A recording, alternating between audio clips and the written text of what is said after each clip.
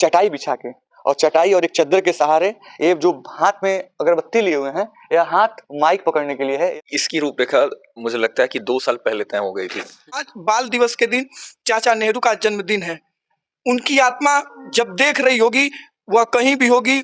और चटाई के नीचे जमीन है, और जमीन भी बराबर नहीं है, और इस पे चटाई बिछा के गोरखपुर विश्वविद्यालय के बच्चे सोए हुए हैं। ये वीडियो या ये तस्वीरें हमारे परिवार के पास जा रही होगी तो उनके दिल पे क्या बीत रहा होगा। और छात्र एक गलती कर देता है, छात्र एक पेपर छोड़ देता है, तब उसको कई दिन दौड़ाते हैं, कुछ दिन।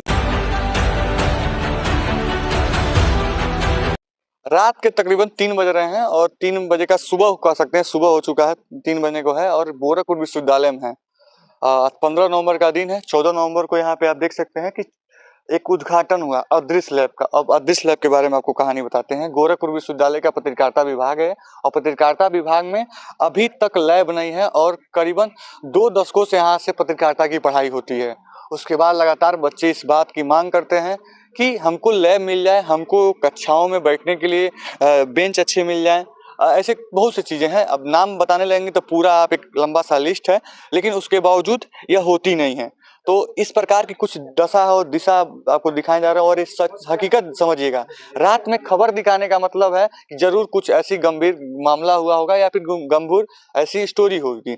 तो स्टोरी ये है कि आप ठंडी का मौसम, यानी 15 नवंबर का दिन तो ठंडी का मौसम है, और ठंडी के मौसम में इस छत के नीचे एक चटाई बिछा के, और चटाई और एक चद्दर के सहारे ये जो हाथ में अगरबत्ती लिए हुए हैं, यह हाथ माइक पकड़ने के लिए है, यह हाथ पेन पकड़ने के लिए है, और यह हाथ की जो पेन से निकली हुई खबर, जो माइक से निकली हुई खबर, तमाम उन गुंडों, अपराधी नेताओं के भ्रष्टाचार को दिखाने वाला यह हाथ है। लेकिन आज इन हाथों में क्या है? आज इन हाथों में अगरबत्ती पकड़ाया गया है। अगरबत्ती इसलिए पकड़ाया गया, और रात को बच्चे इसलिए सो रहे हैं क्योंकि अपने हक और अपनी आवाज को, अपनी आने वाले बच्चों की जो पत्रकारिता विभाग की पढ़ाई करने वाले हैं गोरखपुर विश्वविद्यालय में, उनके लिए भी लड़ रहे हैं। अपने लिए लड़ रहे हैं, अपने सपनों के लिए लड़ रहे हैं, अपने माँ बाप के लिए सपनों के लिए भी लड़ रहे हैं, और एक ईमानदार, एक देश के लिए जो कहा जाता है कि देश की आंखों में जो धूल झोंकता है, उस धूल को निकाल के, उस धूल को साफ करने वाले कचड़ों के लिए भी ये लड़ाई लड़ रहे हैं। तो ये बच्चे कुछ यहाँ पे आप देख सकते हैं बैचलर के बच्चे हैं, और कुछ इधर मास्टर के बच्चे हैं, मतलब ये पूरे जर्नलिज्म के बच्चे हैं। और यह तस्वीर देख के कांप उठता है रोआ।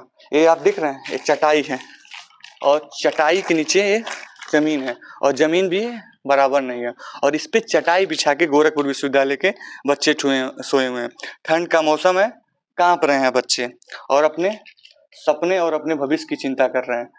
देख रहे हैं ये लड़की की आप तस्वीर देख रहे हैं, ये लड़का का पैर कांप रहा है, और शर्म नहीं आता है गोरखपुर विश्वविद्यालय इस सरकार पे इसलिए सवाल है कि जब आपके बच्चे, इस विश्वविद्यालय के बच्चे प्रदर्शन करते हैं, अखबारों में कटिंग जाता है, तो किस बात की आप संज्ञान लेते हैं? आपको शर्म नहीं आती है? 2-2 वर्षों से यहाँ पे प्रदर्शन हुआ है। पीछे आप एक अखबारों की कटिंग भी देख रहे होंगे, ये अखबारों की कटिंग है, और ये अखबारों की कटिंग आज की नहीं है, लगभग 2 साल 1.5 साल पहले की कटिंग है, और 1.5-2 साल पहले की कटिंग भी इसी अखबारों में रह जाती है। कोई चिंता फिक्र का है नहीं, क्या करना है क्या नहीं करना है?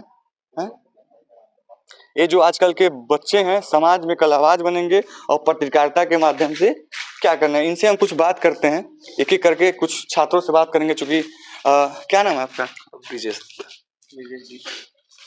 इतनी रात है, आधी बात तो मुझे समझ में आ गई देख के, और आप लोगों ने इतना मजबूर कर दिया कि करीबन 300 किलोमीटर ट्रेवल करने के बाद हम लोग आपके पास आए हैं, और इस जज्बे को आपको सलाम है, आप सभी को सलाम है, क्योंकि ये लड़ाई सिर्फ आपकी नहीं है, ये लड़ाई उन लोगों के लिए है। चूंकि मैं जब पत्रकारिता करता हूँ तो सवाल ज़्यादा पूछता हूँ, जवाब कम देता हूँ, लेकिन आज जवाब भी देना पड़ रहा है, तो उनकी लड़ाई आप लड़ रहे हैं। लड़ाई में रोड़ा बने हुआ है विश्वविद्यालय प्रशासन या विभाग। तो क्या कहना चाहेंगे?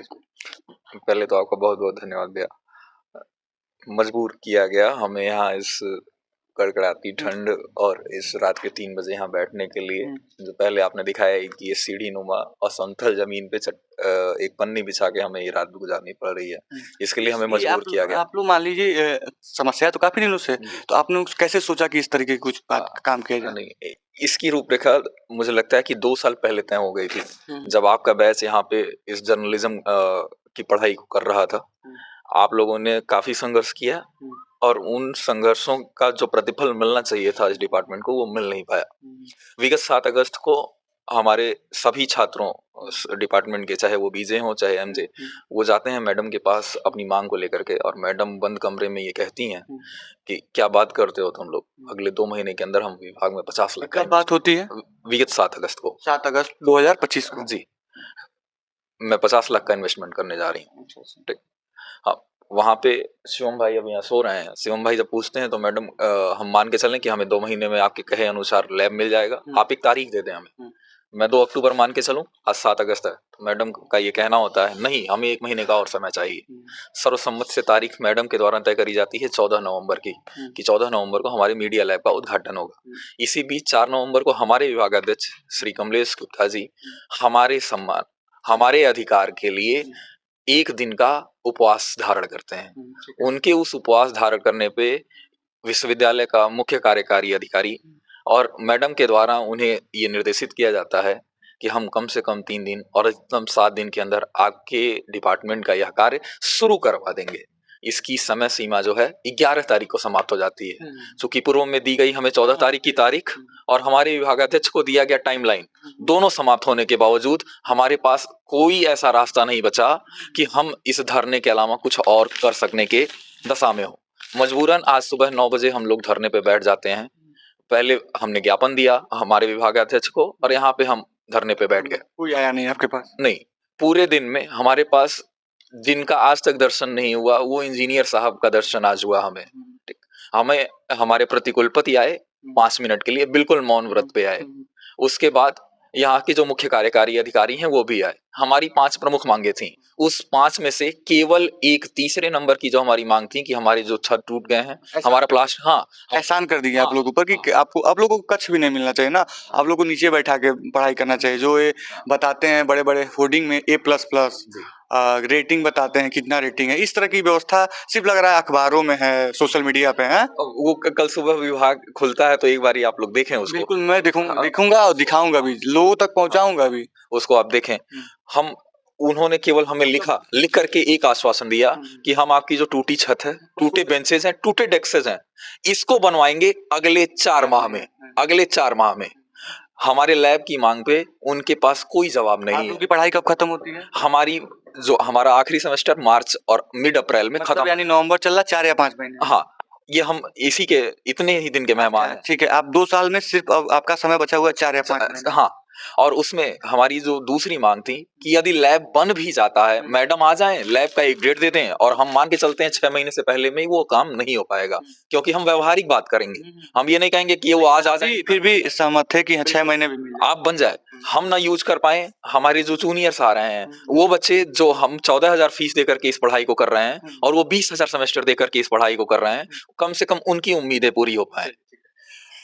अभी हम जब इनसे बात कर रहे थे तो आप देख रहे होंगे हमारे परेशानी हो रही थी पैरों में, मतलब बैठने में भी परेशानी हो रही है। मैं परेशान हो गया था 2 मिनट बैठने में।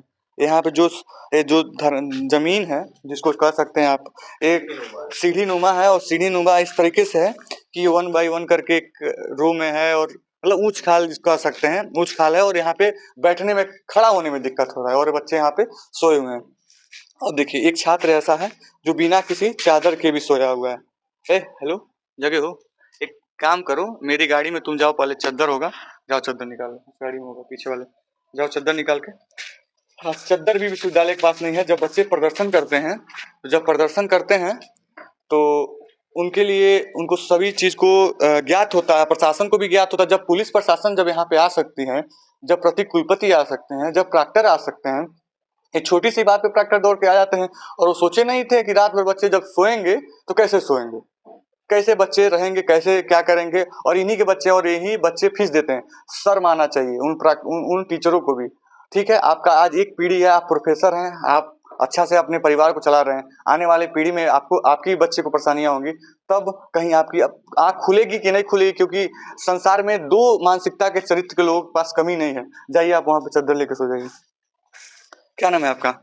मेरा नाम नीरज जायसवाल है। आपका क्या नाम है? वैभव मिश्रा। क्या करते हैं आप लोग यहाँ पे पत्रकार पढ़ाई में? मैं BGMC 5th सेमेस्टर में हूँ, और 5वें सेमेस्टर में। हाँ, मैं पत्रकारिता की पढ़ाई कर रहा हूँ यहाँ पे। आप भी टी-शर्ट पे हैं? हाँ, कोई व्यवस्था नहीं की गई कि जैसे आप लोग बोलें कि हमको कुछ चद्दर ला के दे दिया जाए, फिर आप लोग कहें अरेंज नहीं कर पाए, नीचे आप सोए हैं, कई जगह तो जमीन एक खाली दिख रही है। बिल्कुल व्यवस्था की गई है, जैसा कि आप देख सकते हैं। हमारे लिए इतना सुंदर बेड लगा हुआ है और उस बेड पे हम सो रहे हैं। जब आप जिस पैसा देते हैं उस फीस से काम नहीं हो पा रहा तो आपकी व्यवस्था करना तो मुझे लगता है कि इस बात को हम खुद गलत कर रहे हैं। मैं इस पत्रकारिता विभाग का विद्यार्थी हूँ और आज इस कड़ाके की ठंड में मैं बैठने के लिए विवश हूँ। मैंने इस विश्वविद्यालय में नैक A++ की रैंकिंग देखकर और पूरे राज्य में यह प्रथम स्थान का पत्रकारिता का विश्वविद्यालय है, यह देखकर मैंने इस विश्वविद्यालय में अपना एडमिशन लिया कि हमें बुनियादी सुविधाएं उपलब्ध होंगी, हम देश के युवा भविष्य बनेंगे। आज प्रधानमंत्री का लक्ष्य है हमारा विकसित भारत 2047 होना चाहिए। सारे विश्वविद्यालय उसको लेकर हमारे सारे युवा कार्य कर रहे हैं। आज बाल दिवस के दिन चाचा नेहरू का जन्मदिन है। उनकी आत्मा जब देख रही होगी, वह कहीं भी होगी, उनकी आत्मा दुखित होगी कि ये भारत के युवा हैं, इनके साथ ये बर्ताव किया जा रहा है। इस कड़ाके की ठंड में हम बुनियादी सुविधाओं के लिए बैठे हुए हैं। मैं माननीय अभिभावक इस विश्वविद्यालय की वाइस चांसलर से अनुरोध करना चाहूँगा कि वह हमारी मांगों को लेकर, मांगों को सुनने के लिए नहीं तैयार हैं, तो वह कैसे पूरा करेंगे, मैं उनसे पूछना चाहता हूँ। क्या उनकी आत्मा में थोड़ा भी हम लोगों के प्रति मायूसी नहीं है? आज बाल दिवस के दिन वह हम लोगों के साथ नहीं है। बहुत दुख के साथ मुझे कहना पड़ रहा है कि वह इस विश्वविद्यालय के अभिभावक हम पत्रकारिता छात्रों के लिए बुनियादी सुविधाएं उपलब्ध नहीं करा पा रही हैं। हम कैसे देश के युवा इस भारत की नींव को मजबूत करेंगे और भारत को विकसित बनाएंगे, हमें बताएं। मेरा नाम शक्तिकांत तिवारी है, मैं पत्रकारिता जर्नलिज्म द्वितीय वर्ष का छात्र हूँ। आप लोगों का क्या नाम है? मेरा नाम ईशांत है। कहाँ से आप आए हैं? मैं गाजीपुर का रहने वाला। गाजीपुर का रहने वाला लड़का गोरखपुर विश्वविद्यालय में पढ़ाई करता है और गाजीपुर से चल के आता है, अपने सपनों को लेकर आता है और वह पढ़ाई करता है जिससे सिर्फ एक पढ़ाई ही नहीं, एक जिम्मेदारी भी है। और उस जिम्मेदारी का कैसे जो उनके नीचे बैठे हुए जिम्मेदार लोग हैं वो कैसे इनकी जिम्मेदारी को, कैसे इनके सपनों को खोखला बना रहे हैं। शर्म आना चाहिए। आज़ाद भारत की हम 70 साल से ऊपर हो चुका है और इस प्रकार की घोटालेबाजी हो रही है। घोटालेबाजी का शब्द इसलिए चयन किया जा रहा है कि आप 2 सालों में लैब नहीं दे पाए हैं, सिर्फ डेट देते हैं, तारीख देते हैं और छात्र एक गलती कर देता है, छात्र एक पेपर छोड़ देता है तो आप उसको कई दिन दौड़ाते हैं। कुछ दिन पहले देखा गया था किसी विश्वविद्यालय में एक छात्र के पिता की मौत हो गई थी कुछ लापरवाही के कारण। आप कहाँ से? मेरा नाम प्रफुल्ल है, मैं महाराजगंज से हूँ। महाराजगंज से आए हैं, क्या करने आए हैं यहाँ पे?